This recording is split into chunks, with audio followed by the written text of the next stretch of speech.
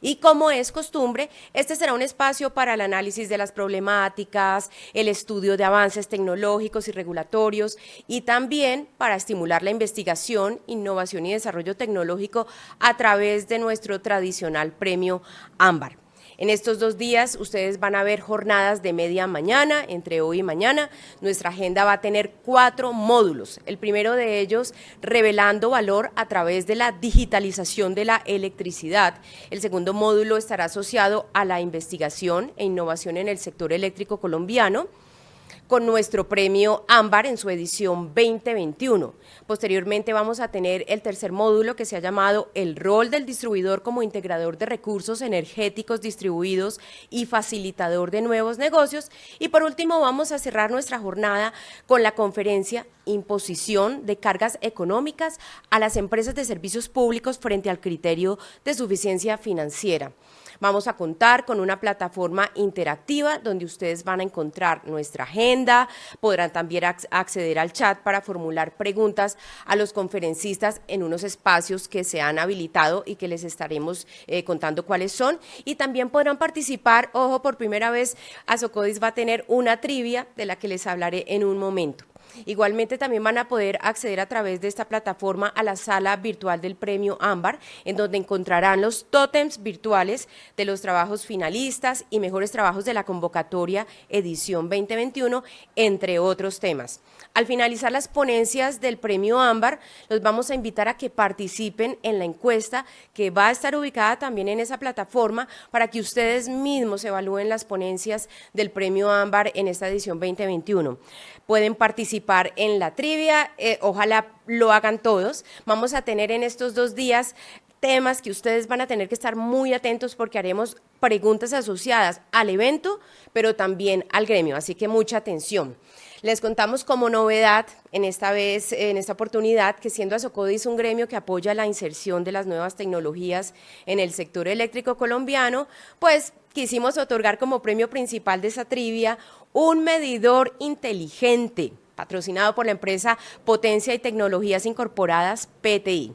A continuación vamos a ver en pantalla justamente las especificaciones del mencionado medidor.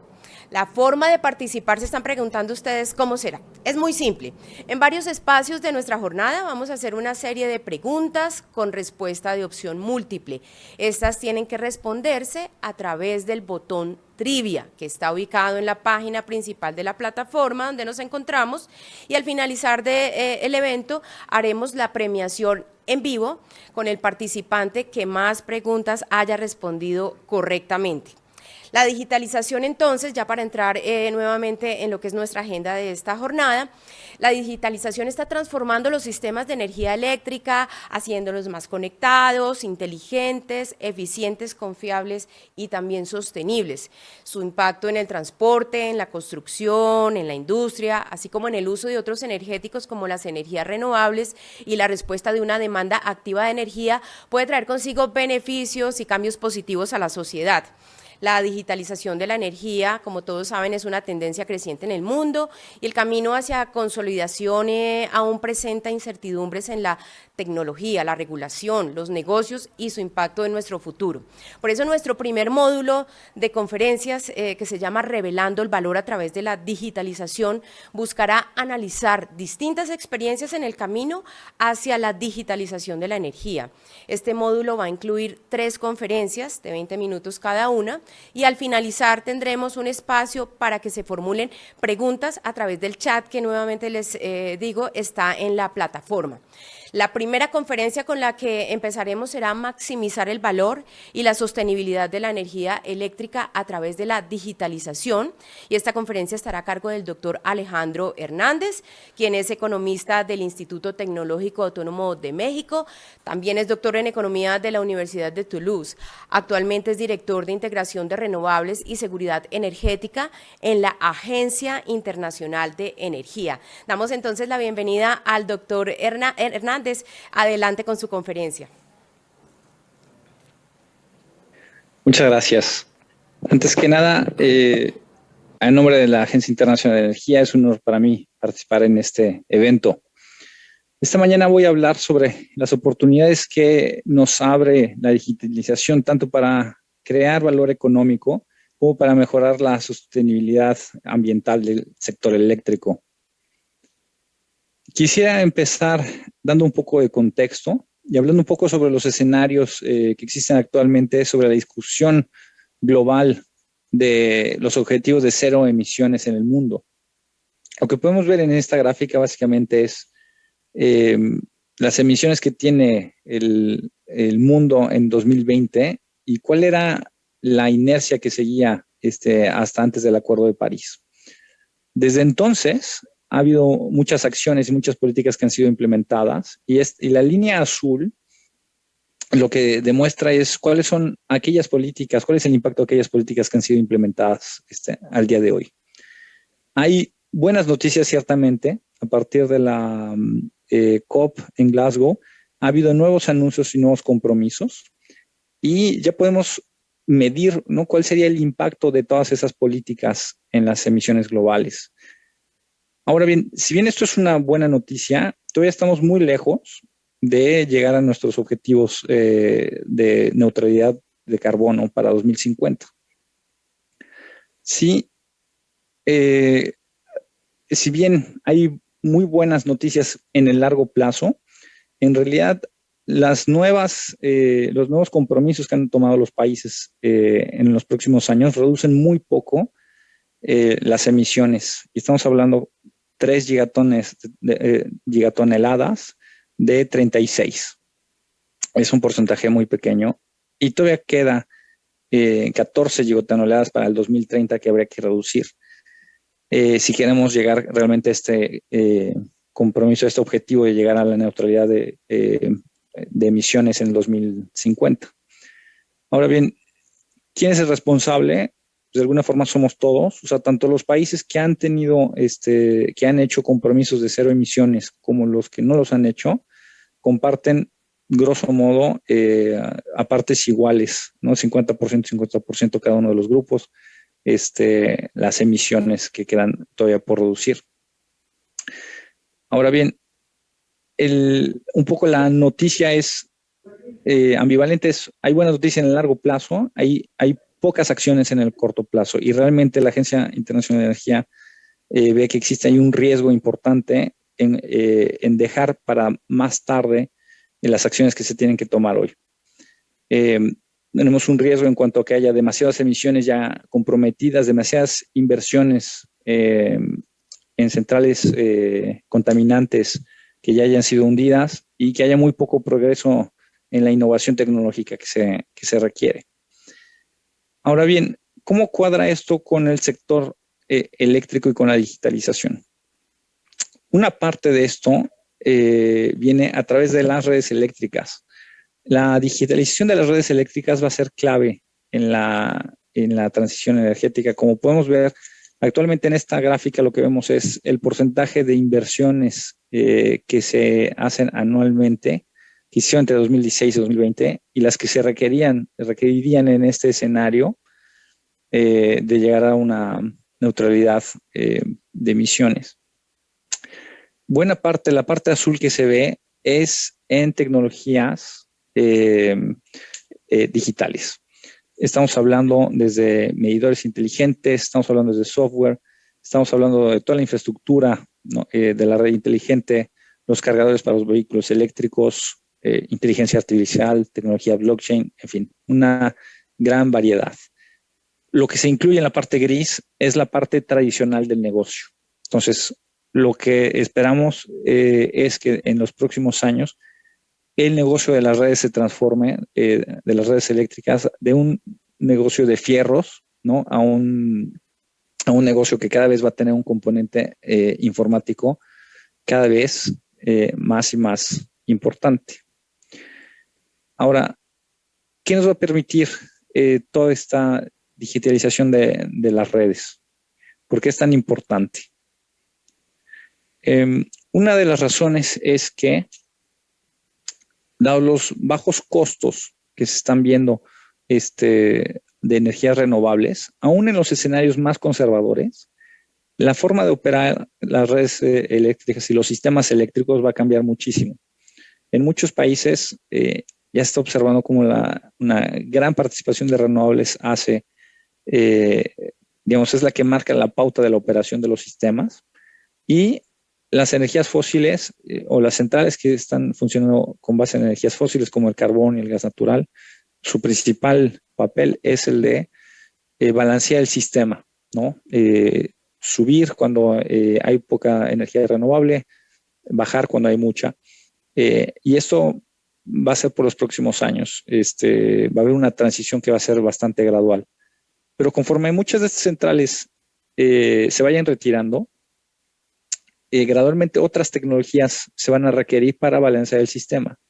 Una de ellas es el almacenamiento, ya sea tanto de baterías o en plantas hidroeléctricas que están adaptadas para este propósito. Pero una buena parte también de las tecnologías, lo que vemos en esta gráfica, en un color como gris en 2030, tanto para las economías emergentes como las avanzadas, es que la demanda también empieza a ser un recurso para el sector eléctrico. Lo que esperamos es que cada vez más y más tecnologías puedan utilizarse para balancear el sistema.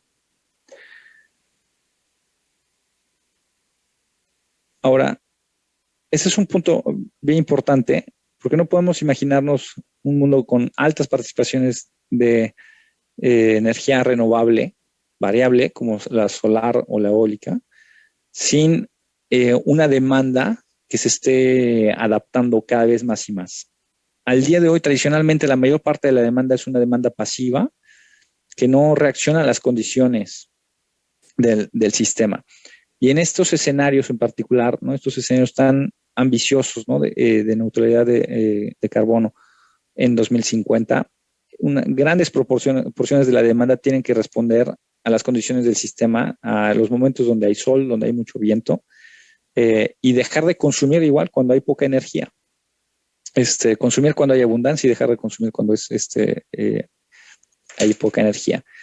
Ahora, hay algunas tecnologías que, por ejemplo, los calentadores de agua, digamos que ya funcionan y que ya en muchos países ya se controlan justamente para poder incorporar esta variabilidad. Pero hay otras tecnologías, como los vehículos eléctricos, que tanto el costo de cargar estos vehículos como el impacto ambiental que tienen cambia muchísimo cuando se hace una carga inteligente que considere el impacto ambiental, cuando se hace como cuando cargamos nuestro teléfono celular sin más miramiento a qué es lo que se da en el sistema. Entonces, ahí hay varios pasos, digamos, en cuanto a la infraestructura que se requiere, el software y cómo estos dispositivos van a interactuar con el sistema. Entonces, esta es una parte en donde ciertamente vemos un componente muy importante y donde poco a poco vamos a ir viendo cómo estas tecnologías van a formar parte de los recursos que proveen flexibilidad al sistema. Va a haber otros recursos también, cuando hablamos, por ejemplo, de electrolizadores para producir hidrógeno, otro tipo de cuestiones como para la industria. Esos requieren menos digitalización, pero cuando hablamos de una infinidad de dispositivos pequeños, ¿no? Relativamente pequeños, como puede ser un vehículo eléctrico, como puede ser un calentador de agua, que van a estar moviéndose conforme, adaptándose a las necesidades del sistema. Ahí sí no podemos pensar en este tipo de escenarios si no hay un componente muy fuerte de la digitalización. Ahora bien, quisiera dar unos ejemplos de a qué se parecen este tipo de beneficios. Cuando hablamos de digitalización, hay varias cosas que pasan por ahí. Una parte es, por ejemplo, la comunicación en tiempo real, ¿no? Cuando hay medidores inteligentes en los edificios. Con una tarificación adecuada, esto puede ya reducir el pico de demanda con ahorros muy importantes para el sistema. Una de las cosas en las que ya se está dando muchos frutos es la utilización de estas tecnologías para hacer mejores pronósticos cuánta energía va a venir tanto de las fuentes eólicas, de las solares, para evitar el rechazo de los excedentes de energía, ¿no? Cuando muchos sistemas no tienen visibilidad, ¿no? No saben prever cuánta generación va a venir de este tipo de fuentes, hay un porcentaje importante de esa energía que se termina desperdiciando. Entonces, el rechazo se ha reducido en varios lugares a niveles muy, muy bajos, gracias a este tipo de tecnologías. Ahora, en Estados Unidos, ¿no? Que es un país que tiene programas de demanda flexible muy importantes, hoy en día se ahorra entre 1 y 4% dependiendo de los sistemas, la demanda pico, ¿no? La capacidad total del sistema, por el hecho de que los consumidores muchas veces son grandes consumidores en media tensión o en alta tensión, reducen su consumo y eso puede ser durante algunas horas al año, ¿no? No es una cuestión de todos los días, puede ser 50, 100 horas al año, eso cambia muchísimo los costos para el sistema. Y todavía no estamos ahí, pero con los cálculos que ha hecho la Agencia Internacional de Energía, en el 2030, si los vehículos eléctricos no solamente se adaptan, sino además tienen las capacidades para inyectar energía a la red, eso puede ahorrar una cantidad muy importante de capacidad firme, ¿no? Estamos hablando de 600 gigawatts de capacidad firme, que es mucho mayor. Únicamente China tiene un sistema y los Estados Unidos tienen una capacidad más grande que este tipo de ahorro que se tendría. Entonces, estos son algunos ejemplos que tenemos a la mano sobre estos beneficios. ¿Cómo hay que pensar estos beneficios? Una parte es por la parte ambiental, ciertamente, cuando vemos una mayor capacidad de integración, cuando pensamos no es lo mismo que un vehículo eléctrico esté cargando cuando hay una alta generación de renovables, cuando está centrales de carbono, que son las que están marginando el sistema, cambia completamente el impacto ambiental. La digitalización nos permite tomar en cuenta eso. La operación del sistema puede cambiar. El hecho de tener la optimización en la inversión de las plantas, el poder hacer mantenimientos predictivos, por ejemplo. La reducción de los tiempos requeridos para corregir las fallas en la red es parte de los beneficios. Y en general, muchas otras acciones que van dirigidas a reducir el costo para el consumidor final, que es para quien trabajamos finalmente. Esta lámina me gusta porque muchas veces cuando hablamos de digitalización siempre pensamos como si el sistema fuera un solo ente, ¿no? Hace muchos años que en América Latina nuestros países tomaron la decisión de tomar mercados libres para hacer funcionar sus sistemas eléctricos. Y es interesante ver cómo muchas de estas tecnologías tienen distintos impactos en distintos participantes, en distintos actores del sistema. Aquí estamos poniendo, por ejemplo, en el caso del operador del sistema, los operadores de las redes de transmisión y distribución, o en el caso de los suministradores o detallistas, ya sea regulado o libres, según el sistema, pueden tener distintos beneficios, ¿no? Desde algunas que ven relacionadas con la reducción de las facturas de electricidad, otros con el manejo, con la mejora en los costos de operación, en los costos de la red, incluso muchas cuestiones que son administrativas, ¿no? O sea, que no necesariamente corresponden a la parte técnica, ¿no? Reconciliación y muchas cuestiones relativas a la medición. Y finalmente muchos servicios conexos y de la red. No todos los participantes están involucrados, pero hay muchos tipos de reducción en costos que pueden venir desde la reducción de los costos de operación, de las inversiones que pueden ser postergadas, reducción de los costos de mantenimiento, de operación o por disputas legales, entre muchos otros.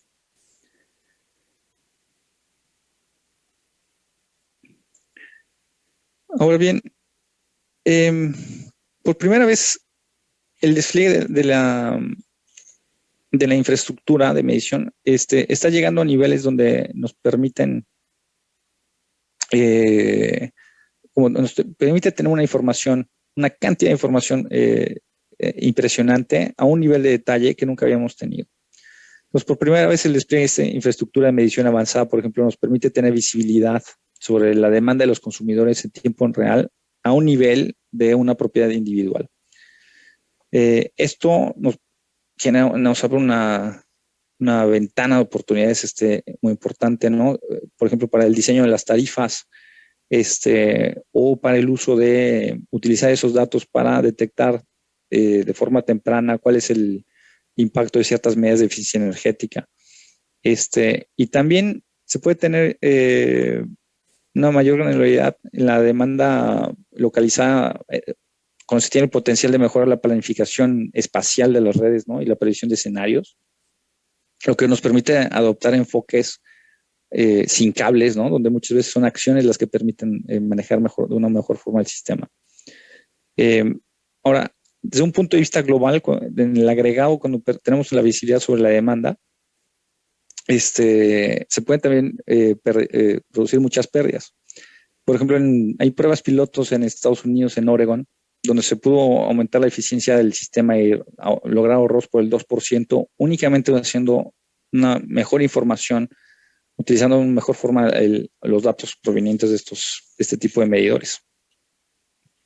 En el caso de Australia, por ejemplo, una de las cuestiones que nos permite este tipo de medidores es, Australia del Sur tiene una de las mayores participaciones de energía solar en los techos.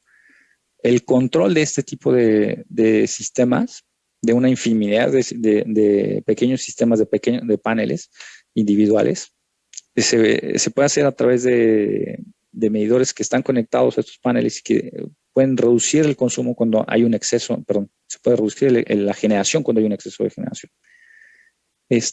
Y finalmente, una cosa que es muy relevante para nuestros países, la reducción de robos. En el caso de Columbia Británica, en Canadá, el uso de los medidores inteligentes permitió reducir hasta en un 50% el robo, utilizando información, ¿no? Detectando patrones extraños, digamos, de consumo con esta información adicional. Para terminar, quisiera terminar únicamente haciendo un poco de publicidad, digamos, sobre el trabajo que hace la Agencia Internacional de Energía al respecto. Actualmente tenemos la iniciativa para redes eléctricas digitales y descentralizadas. Esta iniciativa tiene como objetivo dar orientación a los funcionarios que están diseñando las políticas públicas hoy en día y para darles toda la información requerida sobre cuáles son los marcos regulatorios, cuáles son las tecnologías existentes, cuáles son las inversiones necesarias y cómo pueden adaptar esa tecnología, adaptar y adoptar esa tecnología pensando en los problemas de cada país. No hay dos países que sean iguales, no hay dos países que tengan los mismos problemas y es bien importante tener toda esta información, pero sobre todo es bien importante adaptarla al contexto. Ya hemos tenido seminarios, en el caso de Colombia ya tuvimos una serie de seminarios al respecto. Hay varios documentos que se van a publicar en 2022, 2023, herramientas para evaluación, para hacer la evaluación de estos proyectos piloto. Y hay regiones y países, entre ellos Colombia, que son parte de los países a quien está dirigido. Entonces esperamos tener mucha interacción con Colombia en ese sentido. Y para terminar, quisiera hacer los principales puntos para generar una discusión. Estas son las preguntas con las que quisiera abrir. Es decir, la digitalización en varios puntos del sistema puede llevar a múltiples beneficios. ¿Cómo podemos maximizar el beneficio final a través de estas estrategias coordinadas? La siguiente sería, digitalizar el sistema eléctrico permite establecer interacciones con otros sectores de la economía y con otras áreas de políticas públicas. ¿Cuáles son las consideraciones principales para diseñar estas estrategias de digitalización? ¿Cómo lo hacemos para coordinarnos cuando no todo depende del Ministerio de Energía, por ejemplo? La transparencia y la aceptación social son clave para un despliegue exitoso una falta de información ha sido un gran problema en el despliegue de la medición inteligente en varios países. ¿Qué opciones hay para asegurarnos de que los usuarios van a aceptar y que van a hacer uso de estas tecnologías? No basta nada más el despliegue, también hay que empezar a usarlos. El modo y los beneficios, ¿no?, de implementar este tipo de tecnologías de la digitalización van a depender de cuál es la estructura del mercado, de cuál es la generación del país, cómo podemos involucrar a los proveedores de los servicios para que adapten sus productos e identifiquen áreas de oportunidad, ¿no? ¿Cómo le vamos a hacer para que un suministrador, un detallista, pueda ir con un gran consumidor y dice, si cambiamos tu patrón de demanda, podemos ahorrarnos tanto dinero y podemos repartirnos esa oportunidad? Finalmente, ¿qué otros aspectos son relevantes para asegurarnos que la digitalización también contribuye a otros aspectos de las políticas energéticas, como puede ser la seguridad energética o el acceso a energía o algunas otras? Y con esto quisiera cerrar esta participación. Muchas gracias.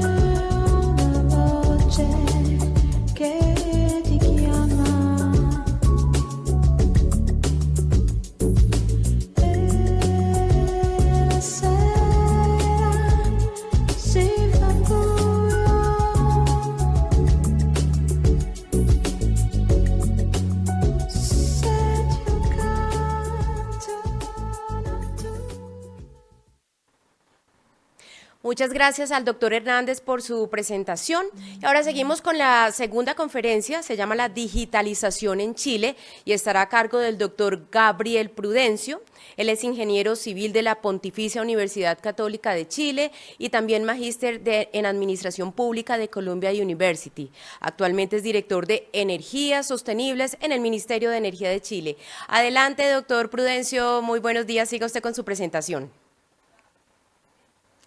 Buenos días, muchas gracias por la presentación. Saludar a todos los que nos acompañan hoy día, Alejandro en particular también. Aprovecho de felicitar el muy buen trabajo que la Agencia Internacional de Energía, y en particular Alejandro, ha realizado históricamente, no solo en estos últimos años, no solo en esta temática, sino que en muchas otras temáticas tan relevantes en torno al mundo de la energía.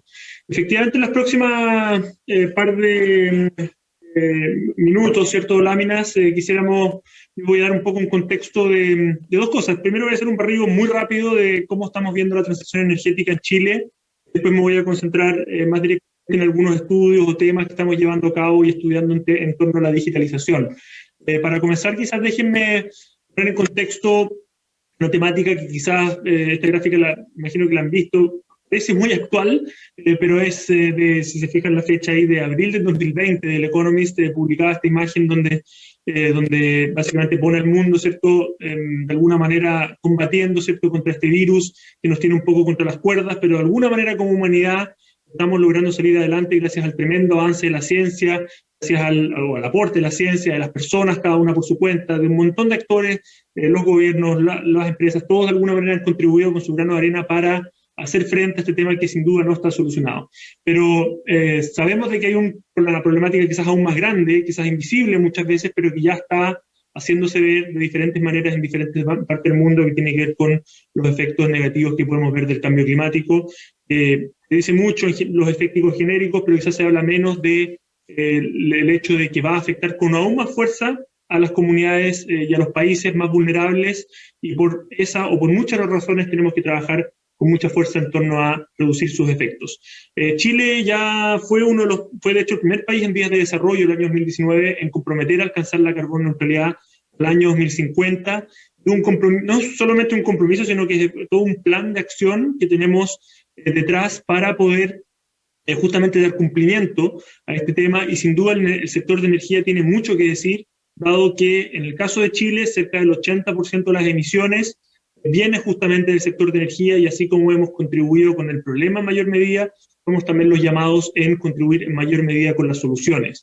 Nuestro plan en Chile se basa en 4 grandes pilares que tienen que ver con el retiro de centrales a carbón y el aumento de renovables, o sea, en general, cómo podemos limpiar nuestra matriz eléctrica, lo cual va a ser catalizador de otras medidas tales como reducción del hidrógeno verde, que va a tener importancia no solo en la economía local, sino que global, también en la electromovilidad, que va a ser clave para poder descarbonizar el sector transporte, y también hay un cuarto eje que no están ordenados aquí en orden de importancia, pero de hecho el que nosotros estimamos que va a contribuir con la mayor cantidad de reducción de emisiones es justamente la eficiencia energética, tiene un tremendo potencial en muchos aspectos.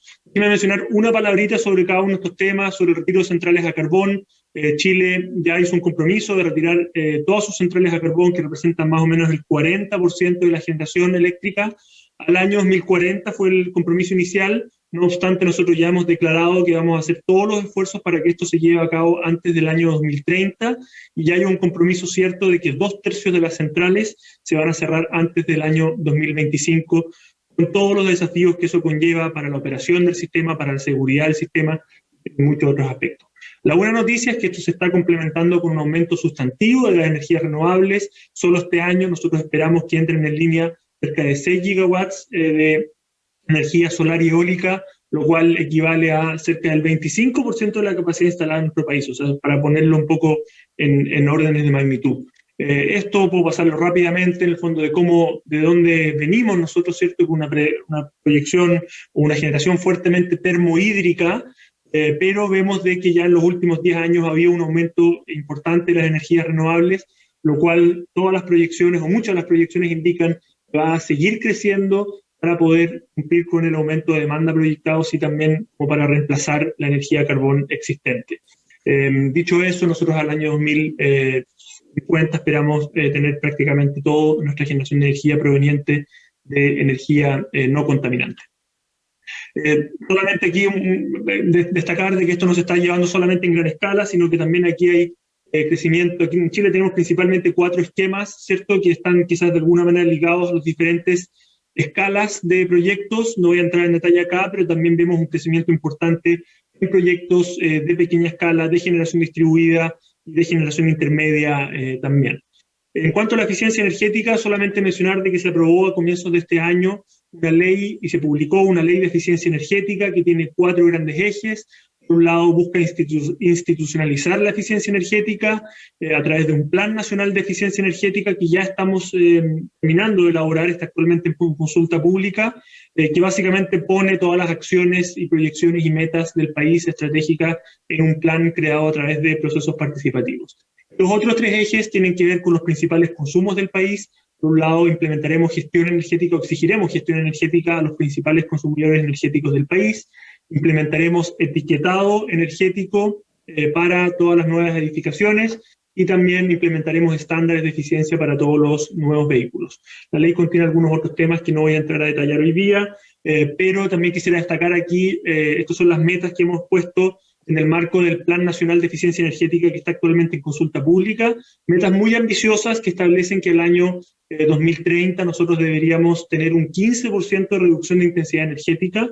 Es algo que nosotros estimamos posible si llevamos a cabo las acciones del plan, y es algo que estimamos también necesario si queremos cumplir con las medidas del Plan Nacional, del Plan de Carbono Neutralidad también. Así que por esas razones estamos empujando muy fuertemente la eficiencia energética también en el país. En cuanto al hidrógeno verde, una sola palabra, quizás también tenemos una estrategia de hidrógeno verde al respecto.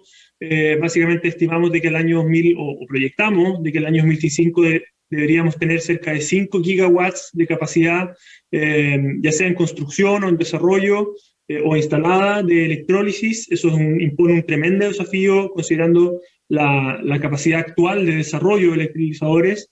Y también nos proponemos, ¿cierto?, que el año 2030 seamos el productor más barato del planeta en producir hidrógeno verde con producciones bajo $1,5 por kilo. Esto es algo que ha avanzado de manera importante en el país. Vemos que actualmente tenemos cerca de 60 proyectos en desarrollo en el país, en diferentes etapas de desarrollo para diferentes tipos de usos y a lo largo de diferentes regiones también del país. Nuevamente, por tiempo no vamos a ahondar acá, pero quería dar una pincelada de algunos de los temas que estamos abordando en estos focos principales de la descarbonización, donde nuevamente la electromovilidad va a ser clave para descarbonizar ese cerca de 25% de emisiones que vienen justamente del sector transporte. Y en ese sentido, también hemos actualizado hace poco nuestra estrategia de electromovilidad. Establece 4 principales ejes, que establece 51 acciones a desarrollar durante los próximos 4 o 5 años, y también establece ambiciosas metas. Nosotros nos proponemos de que el año 2035 el 100% de las ventas sean cero emisión para vehículos livianos y medianos, para todo el transporte público y para toda la maquinaria móvil mayor, que es algo que hemos incluido recientemente, que representa principalmente la maquinaria usada en el sector minero, diría yo. También hacia el año 2040 el resto de la maquinaria poder incorporar solo maquinaria cero emisiones. Eso representaría maquinaria en el sector construcción, forestal, de agricultura, entre otros. Hacia el año 2045 proyectamos de tener básicamente 100% también de nuevos vehículos de transporte de carga o buses interurbanos cero emisión. Solo para quizás redondear esta primera parte de la presentación, quería destacar quizás más que el gráfico de arriba, lo que está mencionado abajo, que básicamente todas las proyecciones indican que ser carbono neutral en este país tiene, y es algo que debería replicarse en otras partes, tiene costo-beneficios positivos. O sea, ser carbono neutral es un buen negocio. O sea, eso no es solamente conveniente desde un punto de vista ambiental, sino que es un buen negocio. Entonces es importantísimo poder abordar todas las posibles barreras que tengan que ver, ya sea con financiamiento, con regulatorias, con tecnologías, con lo que sea necesario abordar para justamente permitir el despliegue de todas estas temáticas que sabemos que son convenientes de desarrollar y incluso al alcance de la mano hoy día con la tecnología actual. Así que ahí hay un tremendo desafío, hay mucho que hacer, mucho de esto ya se está haciendo, así que vemos con muy buenos ojos toda esta transición. Un poco concentrándonos en la temática hoy día, también hemos escuchado muchas veces que los 3 pilares de la modernización energética tienen que ver con lo que algunos han llamado las 3 Ds, ¿no? Donde podemos encontrar, por un lado, la D de la descentralización, de la descarbonización. Básicamente todo lo que dije hasta ahora tiene que ver con eso. En ese sentido estamos muy comprometidos en el país con esa temática. La segunda D puede tener que ver con la descentralización. O sea, ya no estamos o venimos de estar acostumbrados de grandes centrales lejos de los centros de consumo, líneas de transmisión importantes que se acercan a los lugares de consumo y que llevan la energía eléctrica en ese caso, y vemos que hay una tendencia importante justamente a poder acercar la generación a los lugares de consumo, y muchas más cosas pasan hoy día en la misma red de distribución, que es parte de la temática que entiendo se está abordando durante estos 2 días. Así que hay muchísimo que hacer, grandes avances también hemos visto, y sin duda la digitalización tiene algo que decir ahí también. El tercer pilar tiene justamente que ver con eso, con la digitalización, y en ese sentido también hemos también avanzado en ciertos aspectos que les voy a empezar a comentar, pero también un poco como destacaba también Alejandro, hay un tremendísimo potencial acá, muchísimo que hacer. Pensaría yo que quizás se habla, esto es una apreciación quizás personal, pero pensaría que se habla quizás un poco menos de este gran pilar de los otros 2, pero no por eso es menos importante, por el tremendo potencial que tiene en complemento con los otros pilares. Bueno, aparte de los beneficios, algo ya se ha mencionado, pero en cuanto a los beneficios de la digitalización, podemos entender de que esto nos va a ayudar a tener mercados más transparentes y competitivos, va a mejorar nuestra capacidad de análisis para hacer inversiones y para poder desarrollar política pública.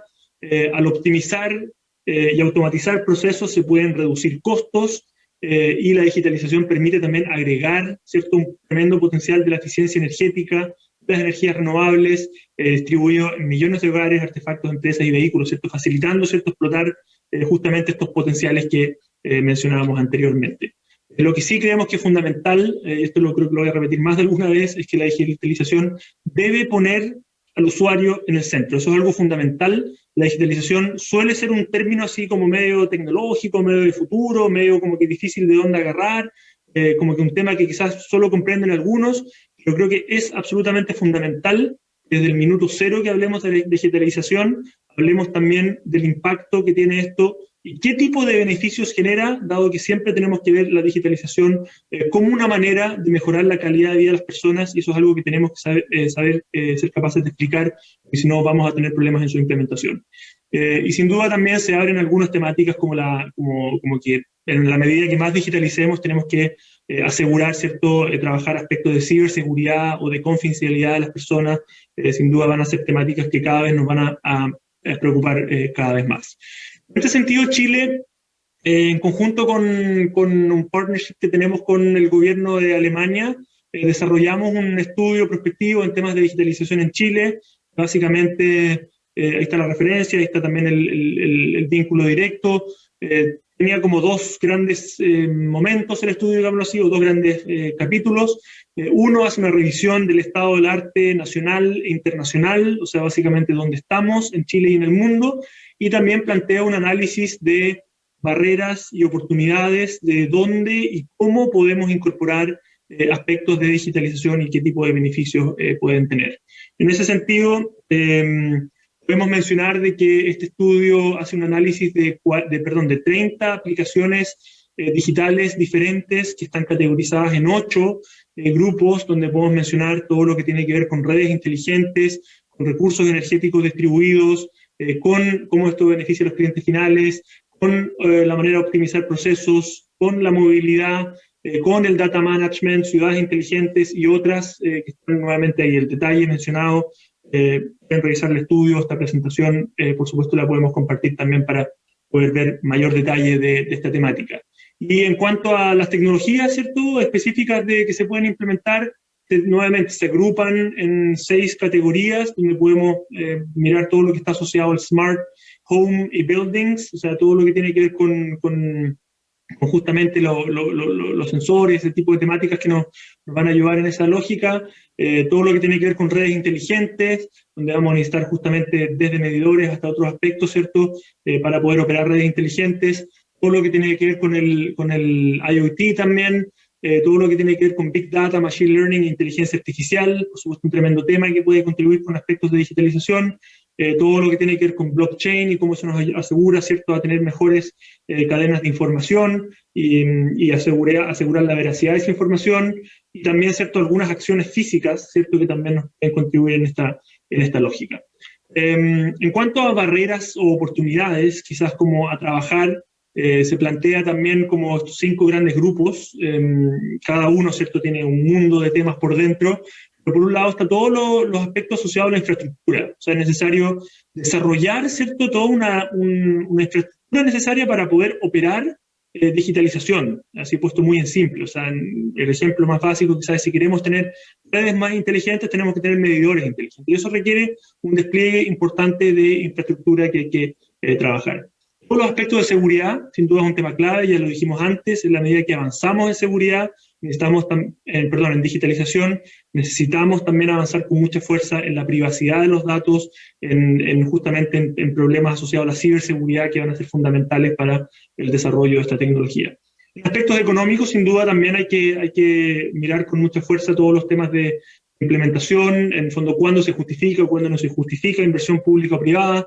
Muchas veces este tipo de implementaciones tiene costos de inversión que no necesariamente son bajos, entonces eso requiere justamente los análisis económicos respectivos para entender cuándo conviene y cuándo conviene quizás esperar un poco.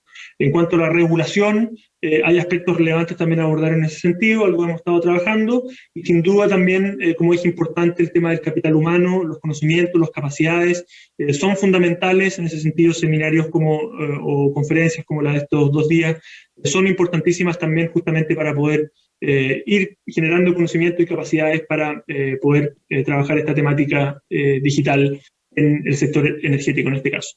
Quizás algunos ejemplos, voy a quizás ser rápido acá, no el tiempo, pero quiero mencionar, ¿cierto?, que cómo podemos quizás potencializar o potenciar, perdón, las herramientas digitales en el sector de industria, ¿cierto?, en cuanto a Big Data, ¿cierto? Sabemos de que hay esta lógica del Virtual Power Plant, ¿cierto?, que permite la agregación de la generación distribuida, ¿cierto? Hay ejemplos de esto en Australia, hay mecanismos también como el Pay for Performance, ¿cierto?, que ya es, y te permite financiar ciertos proyectos según los resultados y de forma agregada. Justamente eso se permite gracias a sistemas de medición digitales. Vemos ahí también algunos ejemplos mencionados ahí de lugares donde ya se están aplicando. Vemos también de que existen certificaciones digitales, ¿cierto?, que justamente te permiten hacer un seguimiento del desempeño en la industria.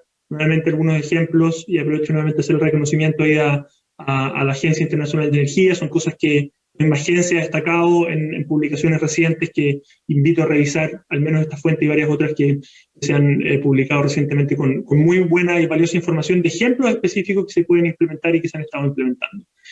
En cuanto a próximos pasos o recomendaciones de política, esto quizás está enfocado en Chile, pero creo que es bastante extrapolable a diferentes partes del mundo. Es fundamental, ¿cierto?, promover una coordinación entre las diferentes instituciones. Algo ya decía Alejandro, esto no es una temática que solamente es relevante para el sector de energía. Aquí muchas veces la infraestructura que se instale va a ser trascendental para diferentes aspectos de la economía. Por lo tanto, es fundamental la coordinación no solamente entre actores públicos y privados, sino que también entre actores de diferentes sectores que trasciendan al sector de energía. Es necesario también aumentar las inversiones en infraestructura digital. Sin una infraestructura robusta es difícil poder avanzar, ¿cierto?, en la implementación de proyectos.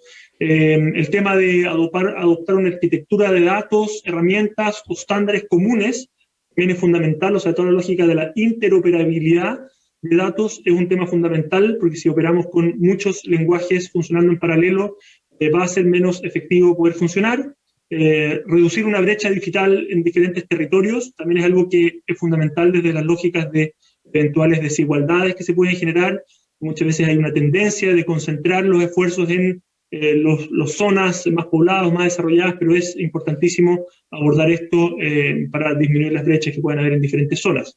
El tema de capital humano y educación ya lo mencioné, la importancia que tiene, y también vemos que es importante avanzar en programas pilotos que justamente permitan poder demostrar los beneficios, ¿cierto?, y las aplicaciones que esto puede tener, así como también buscar mecanismos que permitan fomentar la inversión privada en conjunto con la inversión pública que se puede hacer en esta temática.